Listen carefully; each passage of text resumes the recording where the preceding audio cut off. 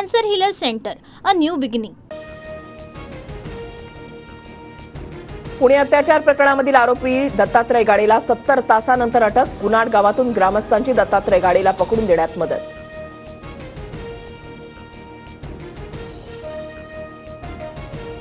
आरोपी दत्तात्रय गाडेला पुणे पोलीस आज कोर्टामध्ये हजर करणार. गाडे सध्या पुण्यातील लष्कर पोलीस ठाण्याच्या कोठडीमध्ये. पहाटेच ससून रुग्णालयामध्ये गाडेची वैद्यकीय चाचणी पूर्ण. अटक होताच आरोपीबद्दल अनेक धक्कादायक खुलासे. आरोपी स्वतःला पोलीस सांगून मुलींची ओळख करायचा. याआधीही आरोपीकडून 2 तरुणींना आपल्या जाळ्यामध्ये अडकवण्याचा प्रयत्न.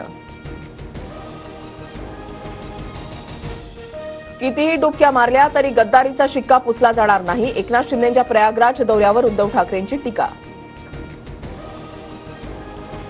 पुणे अत्याचार प्रकरणासंबंधीच्या गृहराज्यमंत्री योगेश कदमांच्या वक्तव्यानं वाद. घटना शांततेमध्ये घडली, पीडित तरुणी ओरडली का नाही, योगेश कदम यांचा सवाल. गृहराज्यमंत्री आरोपीला क्लीन चिट देत आहेत का? स्वारगेट प्रकरणामधील आरोपीसोबत माहितीचं नातं काय? योगेश कदमांच्या वक्तव्यानंतर विजय वडेट्टीवार आक्रमक. योगेश कदमांशी त्यांच्या वक्तव्याबाबत सविस्तर चर्चा करणार. उदय सामंत यांची प्रतिक्रिया. मुख्यमंत्र्यांनी योगेश कदम यांचा राजीनामा घ्यावा. योगेश कदमांनी पुणे अत्याचार प्रकरणामध्ये केलेल्या वक्तव्यानंतर सचिन खरात यांची मागणी. सुरेश दसांचे वाल्मिक कराडसोबत 20 वर्षांपासून संबंध. मी मारल्यासारखं करतो, तू रडल्यासारखं कर, असा प्रकार सुरू. माजी आमदार बाळासाहेब आजबेंचा दावा. मनसे म्हणजे बोलाचाच भात आणि बोलाचीच कढी. मनसेनं मराठी माणसांसाठी केलेली 4 कामं दाखवावी, आशिष शेलार यांचं आव्हान. इंद्रजित सावंत धमकी प्रकरणी प्रशांत कोरटकरच्या शोधासाठी नागपूर पोलिसांचं पथक मध्य प्रदेशात. इंदूर आणि बालाघाट परिसरात शोध सुरू. दापोली नगरपंचायतीमध्ये सत्ता असलेल्या महाविकास आघाडीला अल्पमतामध्ये आणलं.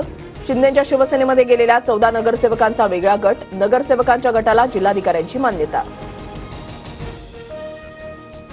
राज्यात 1740 कोटींच्या गुंतवणुकीचा मार्ग मोकळा. मुख्यमंत्री फडणवीसांची दक्षिण कोरियासोबतच्या करारावर सही.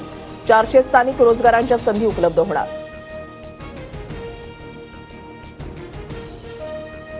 वक्फ दुरुस्ती विधेयकाला केंद्रीय मंत्रिमंडळाची मंजुरी. अर्थसंकल्पीय अधिवेशनामध्ये वक्फ विधेयक मांडलं जाण्याची शक्यता. जेपीसीच्या अहवालानुसार विधेयकाचा नवा मसुदा तयार. पुण्यामध्ये आणखी 4 जीबीएस रुग्णांची नोंद. संशयित रुग्ण संख्या 170 असून 62 रुग्णांना डिस्चार्ज मिळाला, तर 21 जण व्हेंटिलेटरवर. होळीनिमित्त कोकणासाठी विशेष रेल्वे. प्रवाशांची अतिरिक्त गर्दी कमी करण्यासाठी लोकमान्य टिळक टर्मिनस ते तिरुवनंतपुरम साप्ताहिक विशेष रेल्वे चालवणार.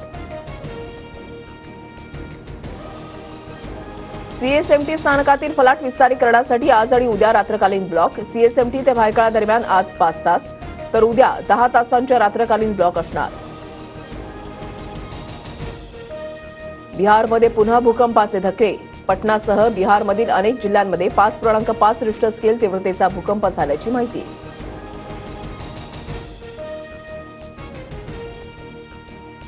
Cancer healer centre, a new beginning.